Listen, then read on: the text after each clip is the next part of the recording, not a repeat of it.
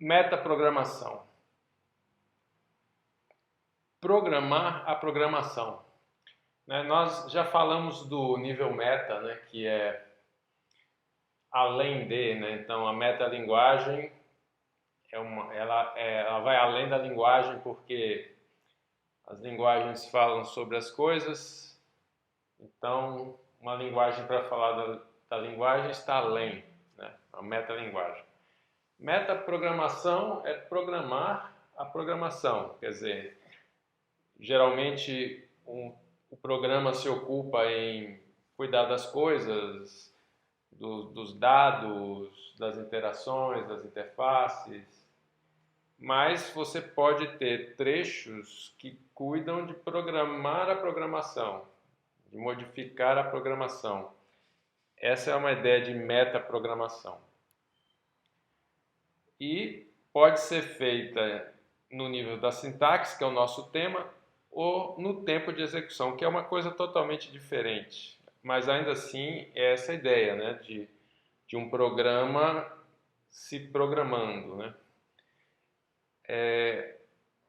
Eu vou falar, nosso tema principal aqui é essa metaprogramação no nível da sintaxe, ou seja, macros.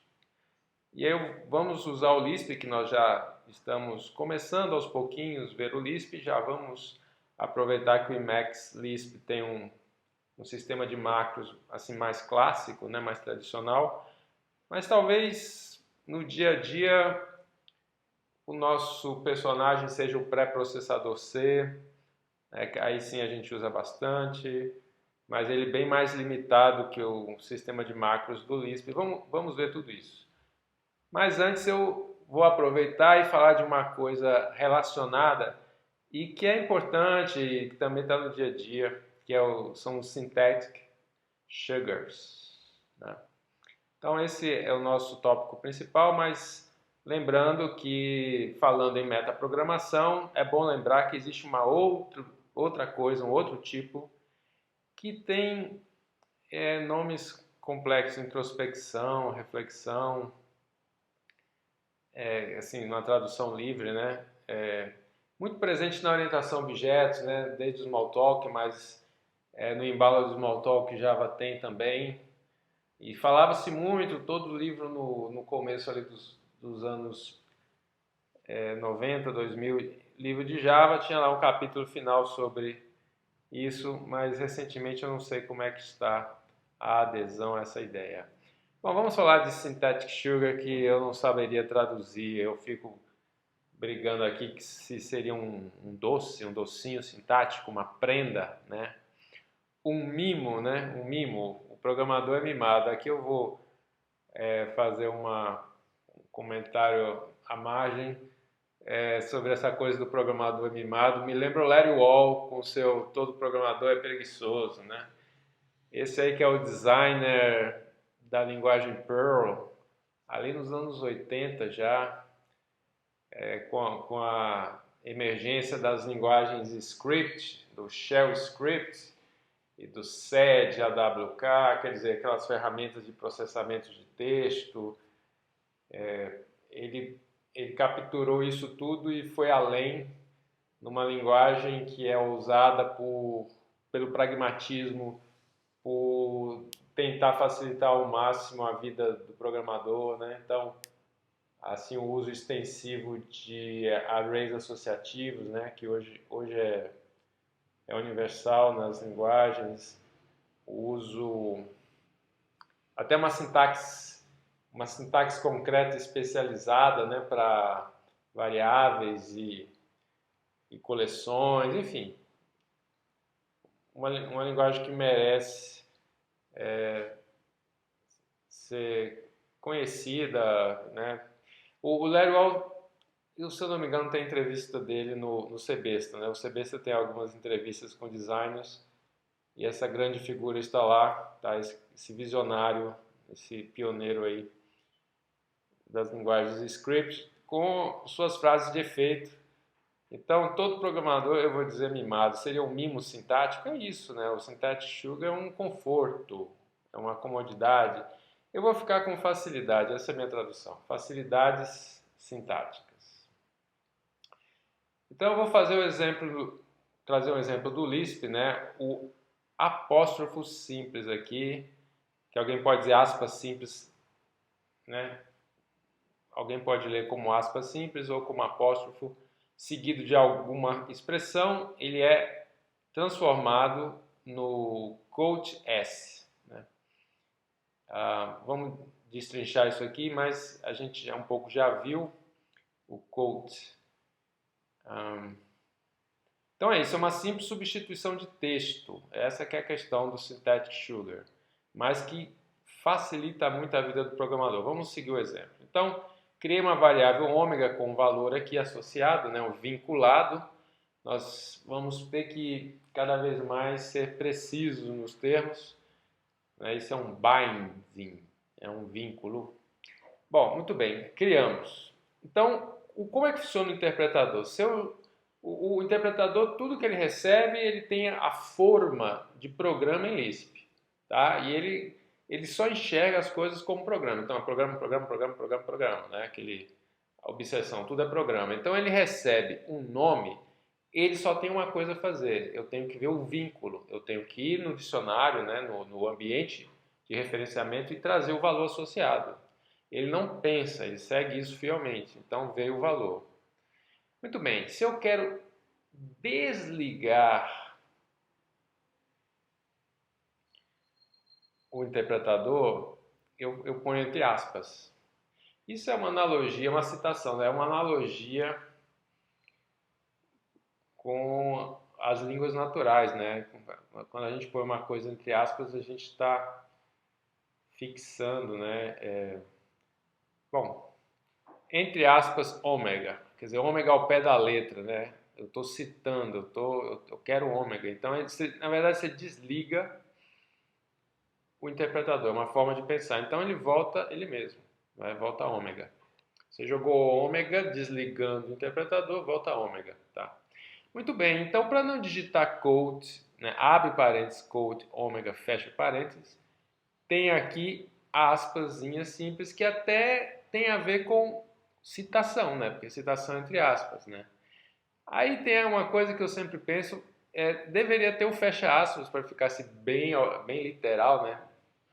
Mas isso seria um desperdício de digitação, porque basta você começar, né? Quando terminar, terminou, tá? Então, economiza. Em vez de abre e fecha, você só abre aqui, já sabendo que quando terminar, automaticamente fecha, né? Muito bem, aqui eu trago um exemplo tipo que a gente já fez. Nessa linha eu cometi o erro de não fazer o quote no ômega, então o ômega foi avaliado, né? Então construí o quê? O símbolo. Estou construindo uma lista que é um par do símbolo mais com outro par, que por sua vez é o ômega, que aqui não vem como símbolo, e outro par que é o 127 e o nil. Então isso é uma lista, né? Isso dá uma lista mais. Bom, eu errei, então digitei de novo com o coach, aí ficou como eu queria, mais ômega 127. Bom, primeira forma de poupar aqui é colocar o acento, né, as aspas simples, onde eu teria feito o coach. Vejam como economiza, como fica mais limpo, né? Agora, a boa notícia é que eu posso colocar isso numa lista inteira. Então, ali na última linha, quando eu ponho as aspas simples, então o que seria, se eu digitasse mais ômega 127 entre parênteses, o interpretador com seus óculos que só veem programa, ia fazer a soma, né? Mas quando eu ponho ali o coach abraçando a lista, eu desligo. Então vira uma lista de dados, tá? Então essa última linha é o mais comum, tá? Então lembrando, aquela última linha é coach toda uma lista, mas não precisa digitar o coach. Basta as aspas simples e é feito a transformação. Então aqui está escrito o que eu já expliquei, né? Lançar um símbolo para um avaliador, né, um interpretador, implica que ele devolve o valor associado ao símbolo no ambiente de referenciamento, né? Então aqui nós temos a ideia de vínculo entre o símbolo e o valor, tá? Que remete à ideia de variável. Então nós vamos começar a diversificar as ideias de variável, né? Nós vamos ver que existe aqui variações, mas isso é um outro tema para outro vídeo. Lembrando que a gente pode desligar o avaliador com coach ou com synthetic sugar, tá? Isso vale para listas também. Elas passam a ser vistas como listas de dados, não como programas. Uma terminologia aqui que aparece em compiladores, na implementação de compiladores, é o desugaring, né, que é o processo inverso, é uma etapa interna de um compilador ou de um interpretador em que ele expande, né, em que ele troca os synthetic sugars, substitui pelaquela versão mais trabalhosa, né? É uma espécie de conversão meramente sintática do programa ali na pré-compilação ou na pré-interpretação, vamos dizer assim, tá? É uma etapa interna aí. Gente, há muitos synthetic sugars em muitas linguagens. O próprio Lisp tem muito mais. Eu vou ficar só nesse exemplo mesmo, tá? Uma linguagem que tem muito desugaring é Haskell. Muito desugaring. É uma etapa lá explícita das etapas internas do compilador.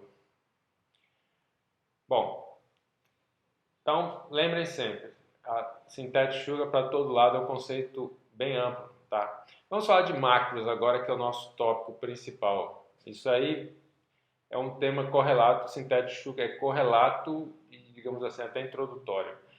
Também é uma conversão sintática, tá? Mas do programa, uma conversão sintática do seu programa. Só que essa conversão é definida, criada pelo programador, né? Daí que a gente diz que a gente modifica a linguagem. Daí que se diz que Lisp é uma linguagem plástica, é uma linguagem maleável, porque você pode modificar muito a sintaxe.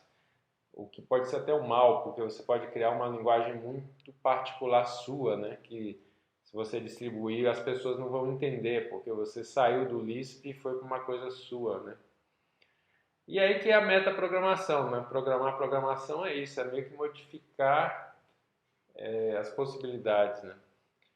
Eu vou relacionar aqui synthetic sugars e macros por dois caminhos. Vocês escolhem qual que é a base e qual que é o que é explicado a partir da base. Eu posso dizer que macros são synthetic sugars criados pelo programador, né? Mas eu posso pensar que synthetic sugars são macros que já vêm prontas embutidas na linguagem. Então, me ajuda a pensar dessa forma, tá? É uma forma minha aqui de entender. Mas a história de macros em linguagem de programação é desde o início ali. O Lisp, por exemplo, que é uma das primeiras linguagens, ali na alvorada das linguagens, né, anos 60, lembrando, Fortran de 58, Lisp de 59, o Algol já vinha por ali também, existe o Algol 60, que é um marco, né? E nós programamos Algol, né? Algol é o latim, Python, C, Java, Rust, tudo isso é Algol, né?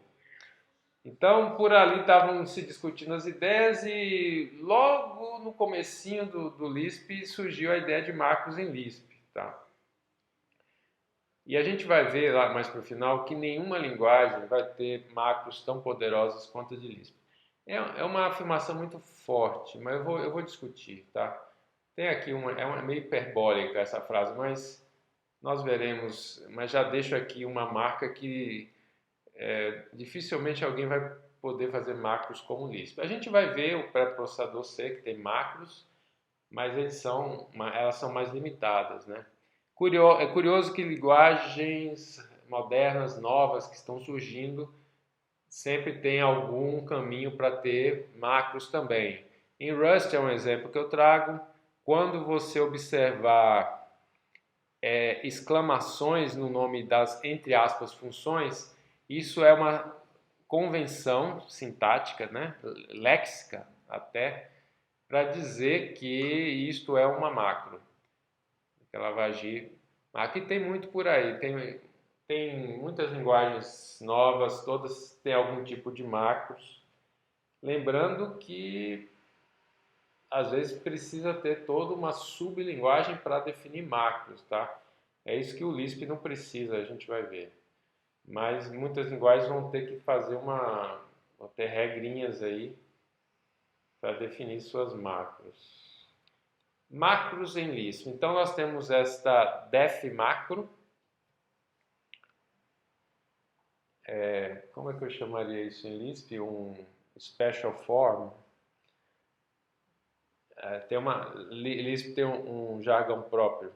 Bom, eu vou criar aqui o que eu chamei de minha macro end. Ela recebe dois parâmetros x e y. Aqui tem uma documentação x e y. Aqui eu escrevi a lá C, né? A lá o goal, né? X e y pode ser uma conversão sintática para o condicional if x, y, new. Quer dizer, o end corresponde ao if. Se o primeiro for verdade, aí o resultado depende do segundo. Se o segundo for verdade, é verdade. Se o segundo for falso, é falso. Mas se o primeiro for falso, o resultado já é falso. Ele nem testa o segundo, tá? Isso é também chamado de curto-circuito. Essa minha end aqui, ó, se eu puser aqui o segundo, uma divisão por zero, uma coisa que trava, nem vai chamar, né?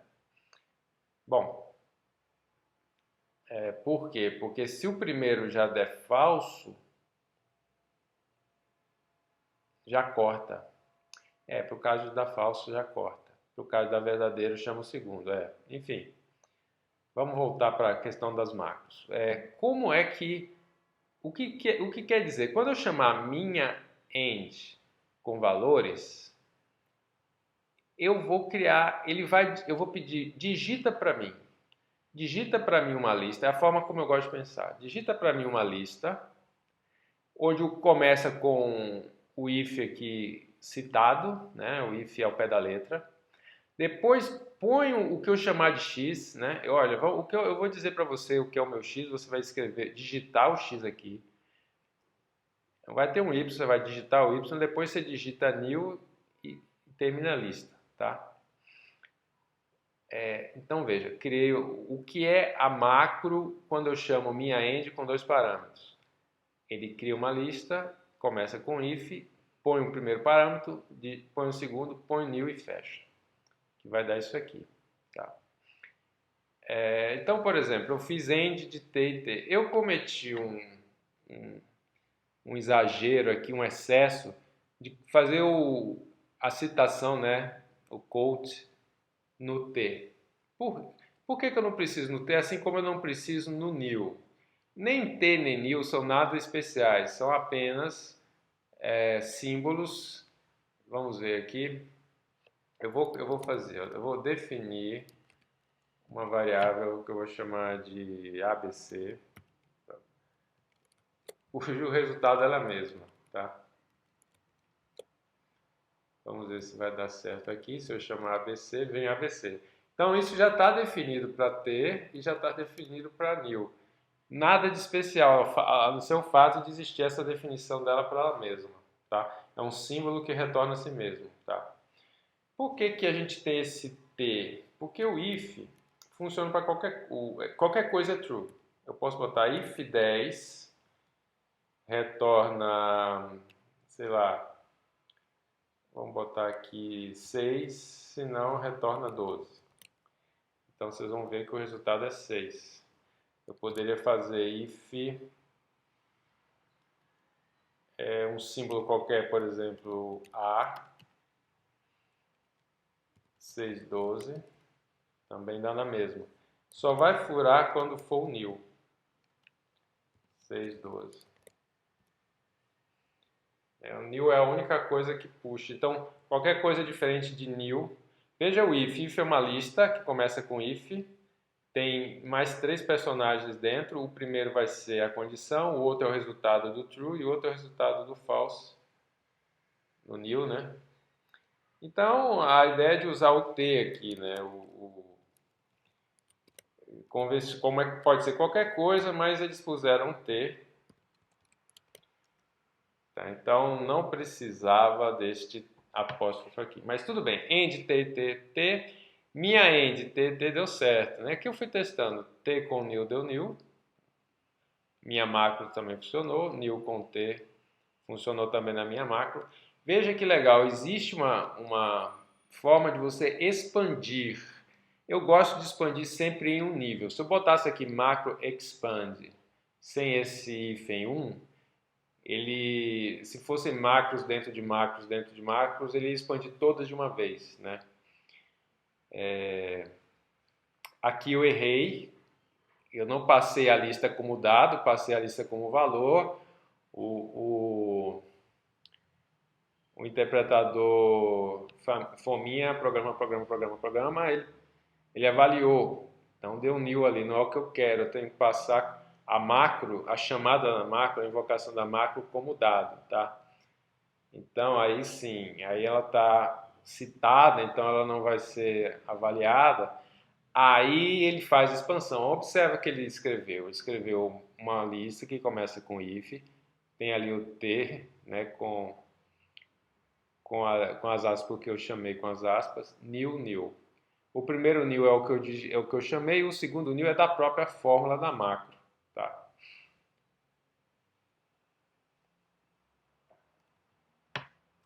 Eu peguei mais exemplos da documentação do Emacs Lisp.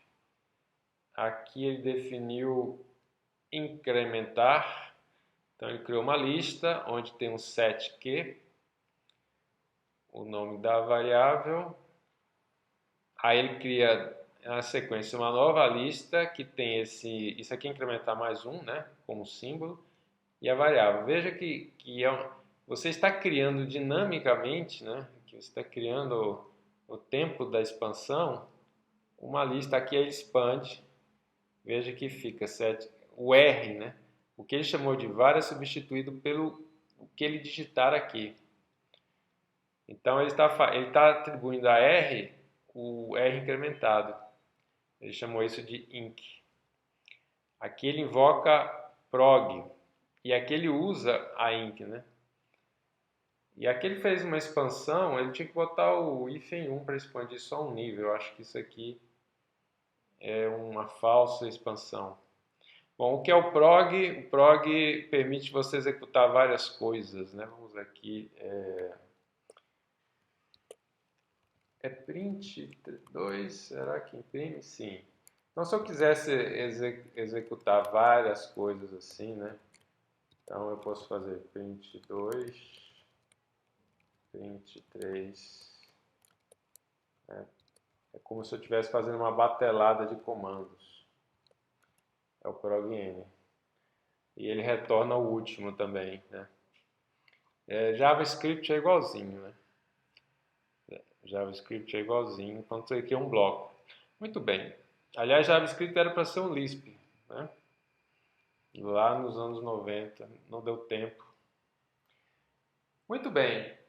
Além de criar a lista, eu tenho que aqui mencionar, porque vocês vão encontrar por aí, e para não ficarem desavisados, existe um jeito mais conveniente de definir a macro, que é chamado quasi-code, ou seja, uma quasi-citação.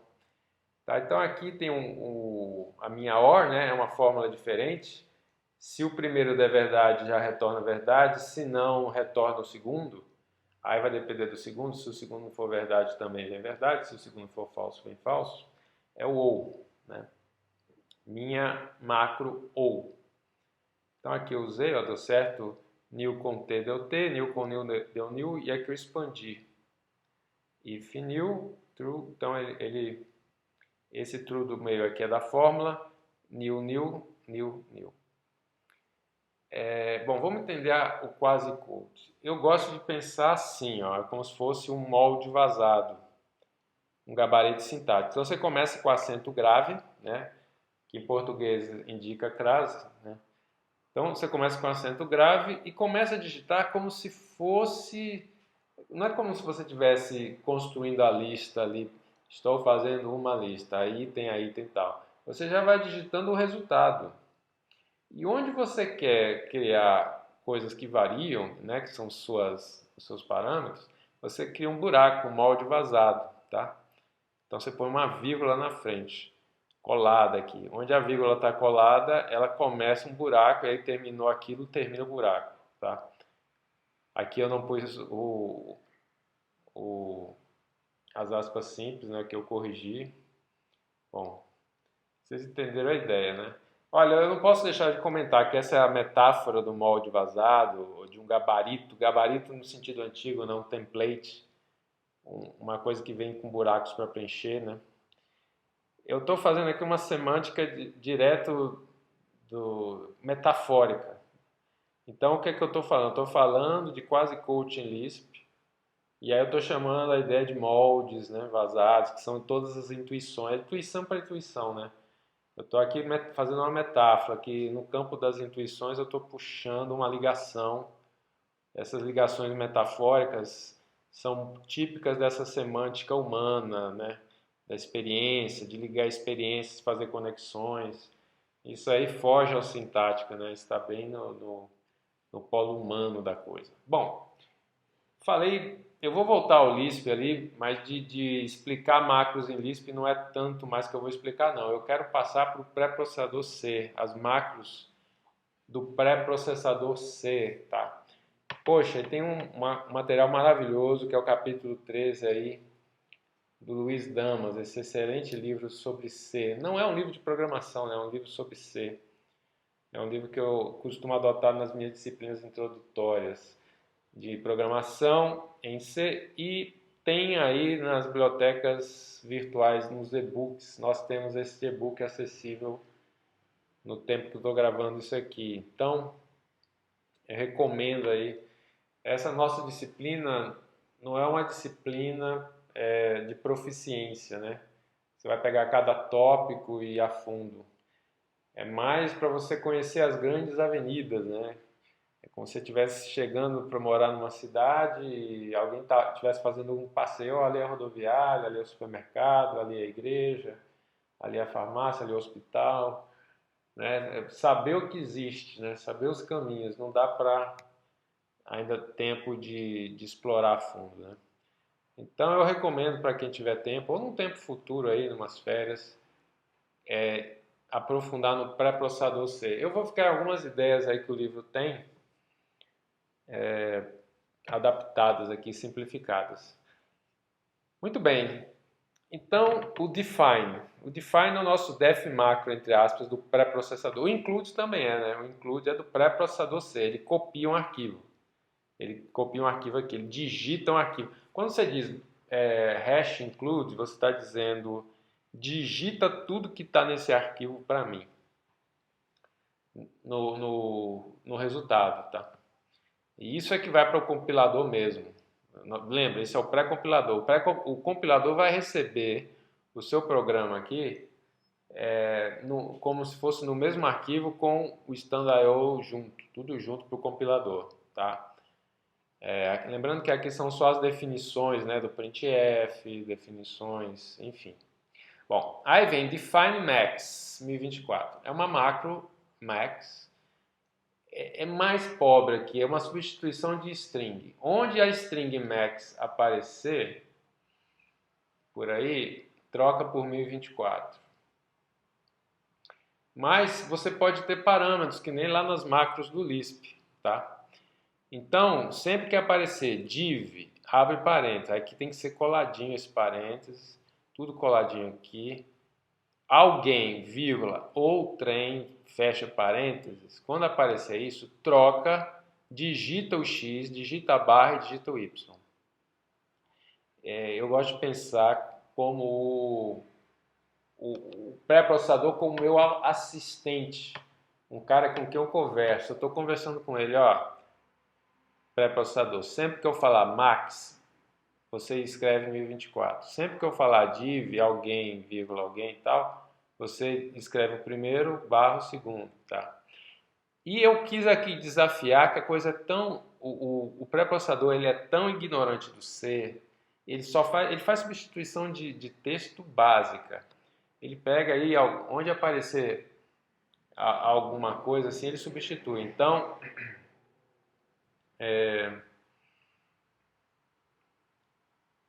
eu pus para ele substituir o int main. Eu posso fazer isso, o int main.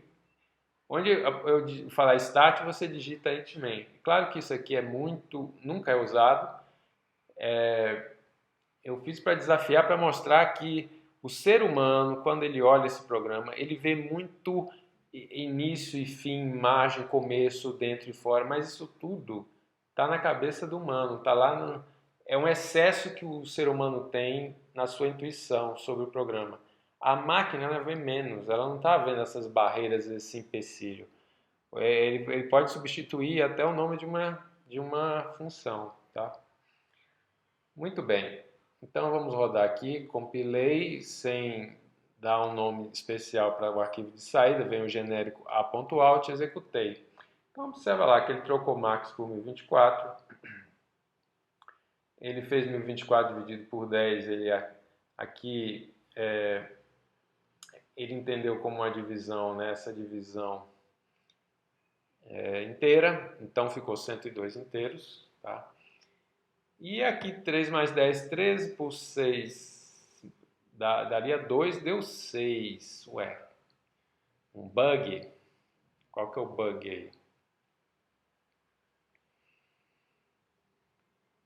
Bom, o problema tcharam, é que ele... O problema, vamos aqui, ó. O problema é que nós temos x barra y lá no define, né?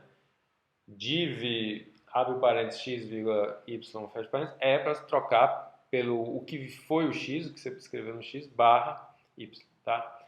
Só que a gente vê o escrito, né? Vê o sintático aqui, tá? E a gente pode mentalmente entrar numa semântica matemática. Veja que semântica é intuição. Eu posso escolher olhar como digite x, então está aqui o pré-processador, meu auxiliar, digite x, agora depois digite a barra, depois digite o y, tá? Então é o que aconteceu, ele escreveu aqui, ó, no max 10, aqui na terceira ele escreveu 3 mais 10 barra 5 barra mais 1. Então ele não fez. Eu olhei aqui e pensei que era divisão. Não, é escrever o x, escrever a barra e escrever o y. Então, voltando para a matemática, dá 3 mais 2 mais 1, que dá 6. Tá? Então, o Damas discute isso e muito mais. Ele recomenda que você peça para que se digite também os parênteses. Então, digita o parênteses, aí vem o que for, seja lá o que for o x, fecha os parênteses, barra abre. Aí ele digita, seja lá o que for y, fecha os parênteses. Tá? Mas esse é um momento bem oportuno, né, para resgatar aquela nossa discussão que você está à frente de um texto. O texto é o significante. A semiótica, que remete à intuição, à semântica, é em que embalo o seu cérebro entra frente àquilo. Você está enxergando aquilo como já o resultado final, ou como eu estou pedindo aqui para pensar macros como alguém digitando, né? Então, essa é a questão. E tem muito mais um pré-processador C, tá? Lembrando da ideia de programar a digitação, tá? Então, tem um monte de... Você tem if, end if, tem else, aqui faltou falar do else e do elif, né? elif. Você pode fazer condicionais aqui.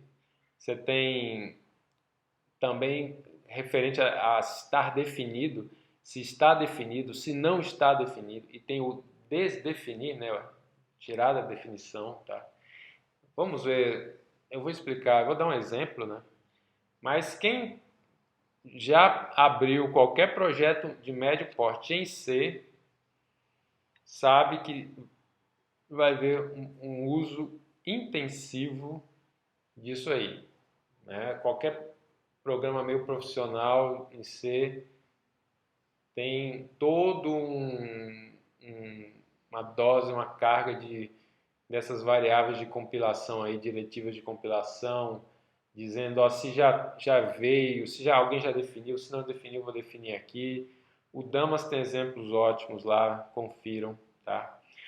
Lembrando que o pré-processador, ele não enxerga, ele não sabe nada da linguagem de programação que está no meio aí dessas linhas que tem if, elif, ele não sabe C, tá? De forma que você pode usar o pré-processador C com qualquer linguagem, com for, com PostScript, para falar de linguagens que a gente viu aqui, né, Lisp, mas enfim, eu estou forçando a barra, né, podia ser qualquer linguagem, tá? E existe isso, existem muitas linguagens aí que usam pré-processador C para fazer esse tipo de digitação aqui, como eu estou metaforizando, para controlar essas alternativas de programas, né? Não precisa ser C, qualquer linguagem de programação, né? Então abram a cabeça aí para isso. Bom, vamos ver aqui um exemplo meio adaptado do livro, meio improvisado também. Vamos entender. Então, include de sempre, porque tem print. A gente precisa de stdio. Bom, aqui teria um define debug. Só define. Veja que eu nem dei valor. Só estou dizendo, existe a debug ou não existe a debug. Eu comentei aqui para tipo não existir, mas aí eu vou explicar, tá? Eu poderia vir aqui, tirar o comentário, né? Então isso aqui é um cenário, quando eu comecei, por muito tempo eu fiz programação de microcontroladores e tinha a coisa de simular o programa e depois fazer a versão final. Simular o programa, você simulava no desktop, né? Com algum tipo de um programa que é quase que um interpretadorzinho é um emulador, para falar a verdade, né? Um simulador barra emulador. E quando aí você tinha que, o seu programa geralmente tinha temporizações, você tinha que fazer loops ali para esperar, esses loops demoradíssimos para esperar.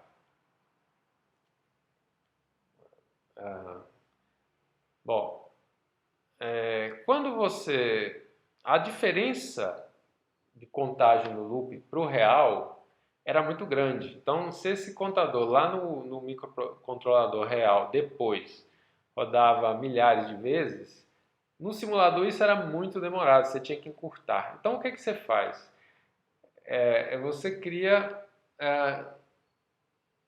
aqui uma opção debug. Então, vamos observar. O que você está dizendo? Olha, pré-processador, um amigo meu, é meu assistente de digitação. Se você está sabendo que existe um debug, então você faz o seguinte, digita isso aqui, ó, printf, digita o printf, não é para imprimir a versão experimental, não, digita no código do meu programa, printf para mim, e depois digita int contador, pronto.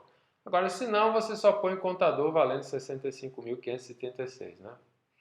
Terminou, aí aqui é o normal, digita printf, né? O pré-processador vai passar por tudo isso. Quando ele encontrar esses ifs, ele vai entrar num trecho ou no outro. Aqui fora ele vai simplesmente repetir o que tem.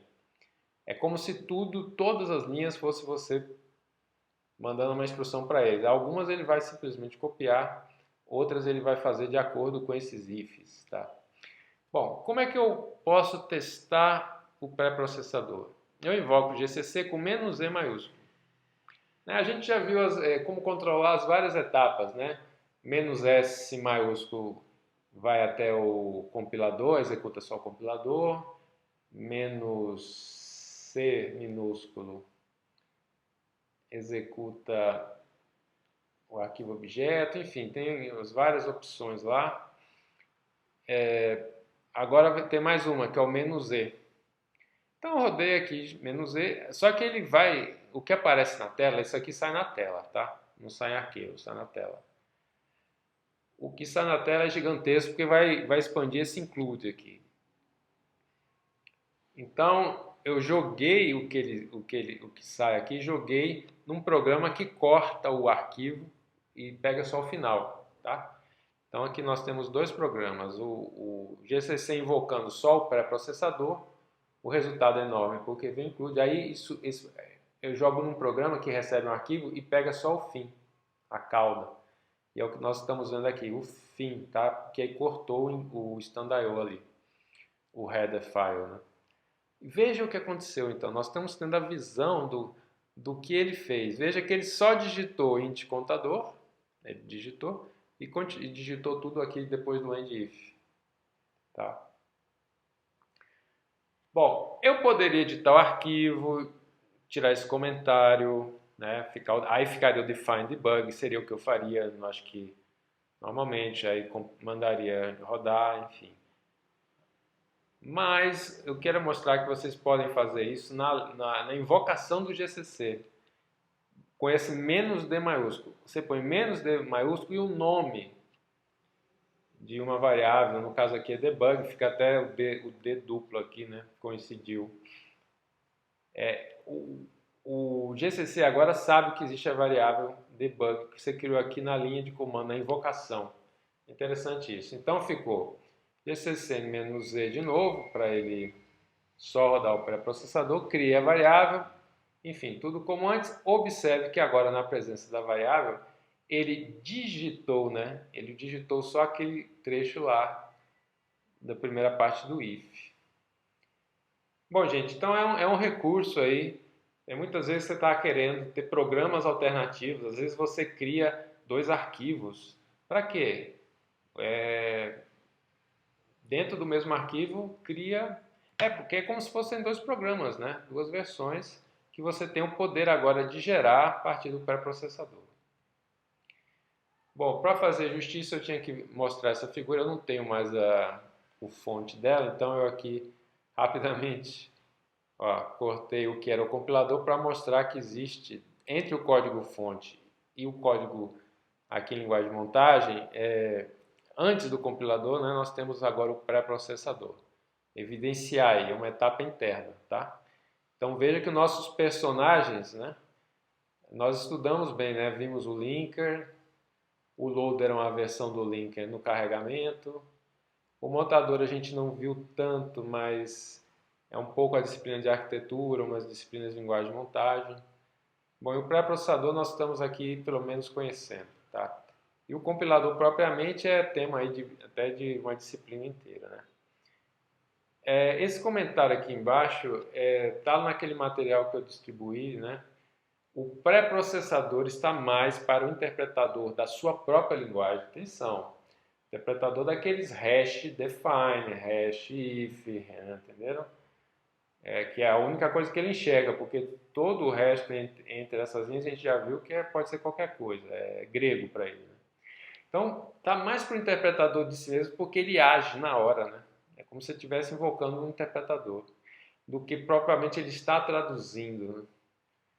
Né? É uma forma de ver. A minha conceituação de um pré-processador é de um interpretador, à luz dessa definição do interpretador como alguém que faz o que a linguagem que ele processa está dizendo. Então ele está dizendo, digite isso, digite aquilo, troque o define por max, digite, né, troque max por 1024, né? Então aqui tem max, ele digita 1024. Ele está fazendo ao vivo, tá?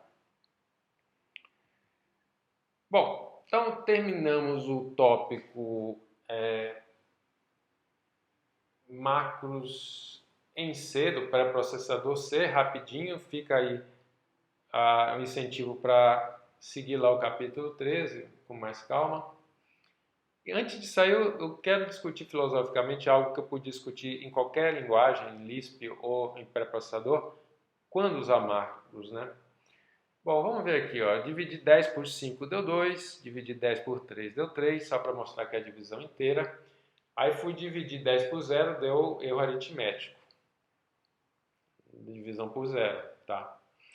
Se eu fizer uma expressão mais complexa, que envolve 10 dividido por 0, a expressão toda fura. Por quê? Porque para somar, eu tenho que saber cada um. Para saber cada um, eu vou ter que dividir por 0, então vai dar erro na expressão toda. A expressão toda é errada porque uma parte está errada. Tá? Mas olha que isso não acontece com if. If t 10 dividido por 5, que é 2, ó, deu 2. Se não, 10 dividido por 0. Veja que até parece em Lisp que tudo é a mesma coisa, né? Tudo é uma lista e aí avalia primeiro e chama, mas aqui ele não avaliou tudo. Né? Então isso cria uma diferença. Veja que é operacional isso, é vendo o antes e o depois, né? Que se fosse puramente sintático, eu não enxergo essa semântica, né? Existe uma semântica aqui da ordem da avaliação. Então, quando a gente quer, digamos assim, ter esse comportamento, eu botei emular, né? Mas é ter o mesmo comportamento que esse exemplo do if mostrou, ou seja, receber parâmetros sem avaliá-los, há dois caminhos. A gente pode usar macros.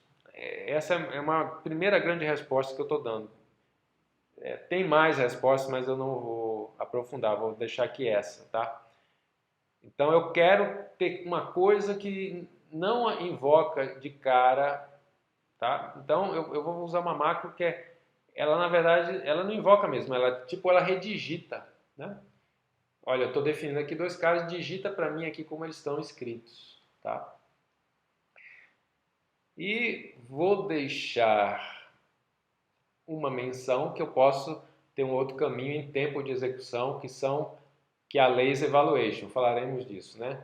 Tem muitas linguagens que têm alguns recursos com lazy evaluation, né, que é implementada com funcs, veremos isso. E tem linguagens que são inclusive completamente lazy, né? Mas só estou mencionando que é uma forma de ter esse mesmo efeito aqui de não haver avaliação dos parâmetros a priori, tá? Eu deixei aqui o setQ.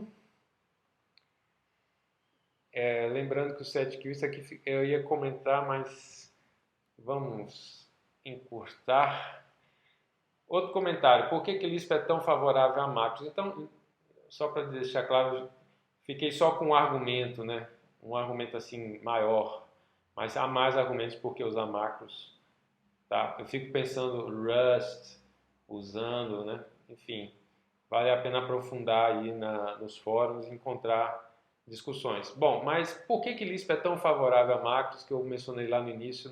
Não posso sair sem deixar de comentar. Porque Lisp é homoicônica.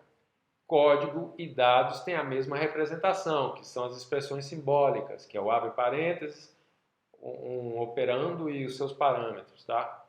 Qual que é a vantagem então? Toda ferramenta que existe para processar dados, para mexer em listas, para modificar listas, está à disposição para modificar código, tá? Enquanto em outras linguagens a gente tem que criar coisas próprias para macros, né? Para processar até as árvores abstratas e tal. Em Lisp eu não preciso, eu já uso quase tudo que já existe para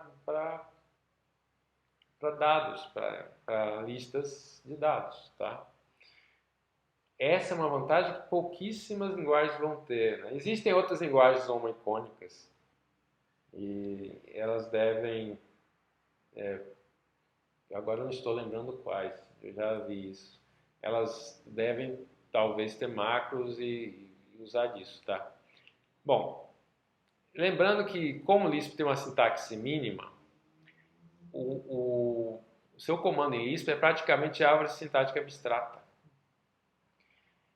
Listas dentro de listas são equivalentes a árvores. Dá para você ir fazendo o desenho, você vai ter árvores, tá? Então é como se fosse uma árvore abstrata. E quando você tem acesso à árvore abstrata do seu programa, você tem poderes extraordinários, tá? Lisp tem isso. Eu lembro aqui de Groove, né?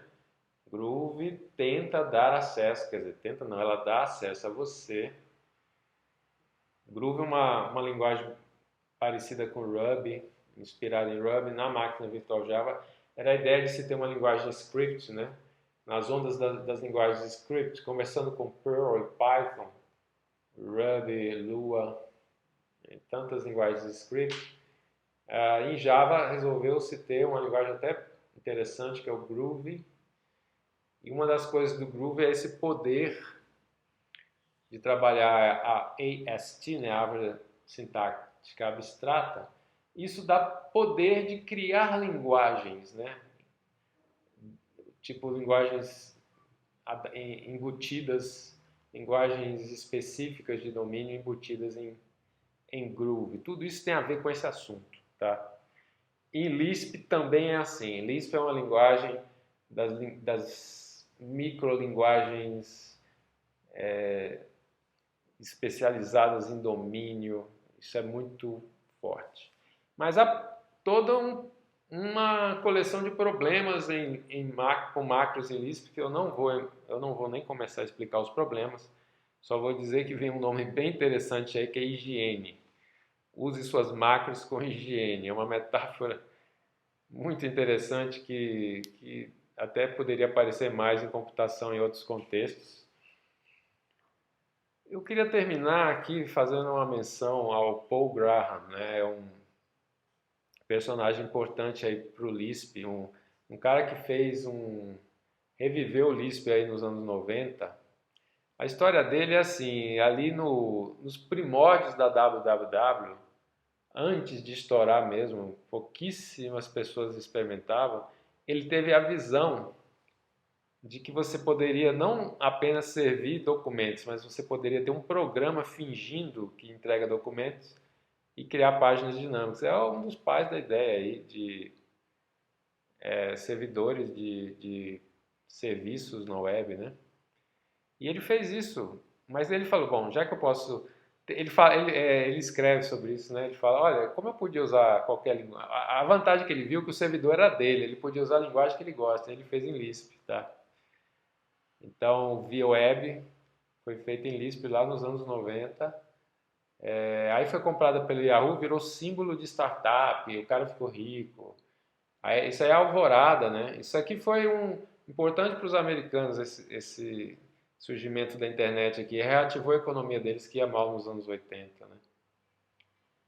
Comparada, por exemplo, com o Japão dos anos 80. Bom, aí ele vendeu, ficou rico, não precisava mais fazer nada da vida, né? Aí o pessoal que ele dava muita palestra de startup e falaram, poxa, ele falava nas palestras, olha, procura um anjo, que é o cara do dinheiro, mas não só o cara do dinheiro, ele tem que ser também um conselheiro de negócios, né? Aí perguntaram para ele, mas quem? Existe um cara que tem dinheiro e que é bom de startup também? Ele falou, não tem. Aí vou ser eu. E genialmente criou o Y Combinator, né? A gente vai conhecer o Y Combinator no cálculo lambda, quando a gente vira o cálculo lambda, né? É uma homenagem. Mas é isso, é uma ideia genial na época de fomentar startups em lote, em batch, né? Quer dizer, um monte de gente num tipo um verão, né? Uma escola de verão, todo mundo se junta e a própria sinergia de várias pequenas startups começando, aprendendo. E ele fez escola aqui, né? Com isso. Dali surgiu o Hacker News, né? Que é um fórum forte aí de discussões técnicas. Para minha geração era o Slashdot, né? Isso aí, 10 anos depois, digamos assim, veio o Hacker News. E ele criou um Lisp, que é o Arc, que é meio paradona, né? É uma linguagem, é um Lisp que ele fez um Lisp moderno para fazer programas. Ele fez o Hacker News. Então, o Hacker News é um serviço aí importante, ou foi, não sei se não está em decadência, né? Isso é equivalente ao Reddit, né? Talvez um pouco antes ou na mesma época. Mas ele fez o Hacker News e roda até hoje num Lisp que ele fez para isso, que é o Arc. Aí tem toda a discussão dele, né? Bom, toda essa volta para dizer que ele tem ensaios explicando o porquê do Lisp. Tem um famoso que chama-se a Revolta, a Vingança dos Nerds, né? Explicando como alguém que sabe Lisp tem muito mais poder, né, de abstração e tal. Mas olha, toda essa volta para dizer que ele tem livros, ele tem um livro dessa versão do Lisp, que é o Common Lisp, mas que é pago, né, que é um livro de editora, mas tem um outro livro que está aí, tem uma versão meio pública mesmo, sem problema de licença, que é OnLisp. Não é um livro fácil, não é um livro fácil, mas é de fato das principais obras aí dedicadas a explicar o que é o uso de macros em programação, tá? A ideia de programar a linguagem. Eis aí um testemunho, um documento desta grande ideia, tá? Bom, terminei metaprogramação em nível de sintaxe. E como eu falei que tem no tempo de execução, reflection ou introspection, sei lá, é algo totalmente diferente. O programa está funcionando, ele recebe um tipo de dado que ele não conhece. Isso é que é estranho, porque não existe isso, né? Pensa na sua programação a vida toda em C, ou enfim, seja lá. Você nunca fez um programa para um tipo de um dado que você não sabe quais são os campos, as funções que usa, né? Você sempre sabe, você já pré-compila, né? Mas você vai receber um programa que você não sabe ao certo como usar e você vai perguntando e descobrindo. Ou pode ser também que você vai criando uma estrutura de dados, tá? Então você não dispunha a informação, como eu falei aqui, diferente do que a que nós estamos acostumados, que é conhecer previamente. Então você vai descobrir. Então isso é um exemplo que me ocorre, é o famoso JSON, né? O formato aí que vai e vem. Você pode receber um arquivo JSON que você não conhece, aí você pode questionar para este arquivo, ó, quais são os seus campos, que tipos são eles. Aí você vai construindo um registro na sua linguagem correspondente para transformar string, né, que é o JSON, num dado da sua linguagem, né? Enfim, eu vou ficar só nessa ideia, mas lembre-se, isso é metaprogramação, é o programa se programando, você está exercendo uma lógica que você está descobrindo enquanto você examina os dados que você não conhecia, né, e recebeu. É isso aí, gente. Metaprogramação no nível da sintaxe está aí. Linguagens novas, né, devem incluir. Espere isso da sua linguagem de programação. E eu vou terminar dizendo que eu não sou tão programador, né? Eu sou mais um professor, eu não vivo de fazer programas grandes. Mas em muitas situações eu me vi nos programas pequenos que eu faço, eu senti que eu estava ali meio que digitando, coisas que eu poderia fazer com Ctrl C, Ctrl V, mas eu teria que fazer o Ctrl C, Ctrl V e trocar umas partes, né? Bom, os editores modernos, né, o próprio Emacs, o próprio Vim, tem um jeitão lá de eu fazer isso no editor, né? Não ter que digitar. Mas eu poderia fazer na linguagem. É quando eu uso o macro, tá? Pensem por aí, pensem que vocês não precisam sempre ter esse trabalho braçal, digamos, né? Bom, esse é outra aplicação de macro, não é só essa. Então, até a próxima.